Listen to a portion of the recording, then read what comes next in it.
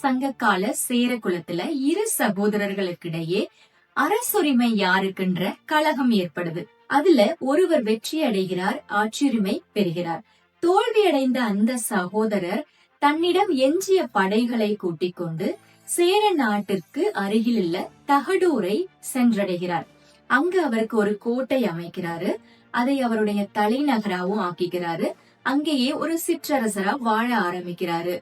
என்னதான் சிற்றரசரா வாழ ஆரம்பிச்சாலும் சேர குல வழி வந்தவர்ன்ற பெருமையை அவரால மறக்க முடியல. அதனால சேர குலத்துக்கே உரிய அடையாளமான பனை மாலையை தன்னுடைய குலத்திற்கும் அடையாளமா வச்சுக்கிறாரு. இப்படி ஒரு புதிய அரசை தோற்றுவித்தவர் பெயர்தான் அதியமான். இவரை மக்கள் அதியன் மற்றும் அதியமான் என்றும் அழைத்தார்கள். இவருக்கு பின்னர் தகடூரை ஆட்சி செய்த மன்னர்களை அதிய குலத்தினர்னு மக்கள் அழைத்தார்கள்.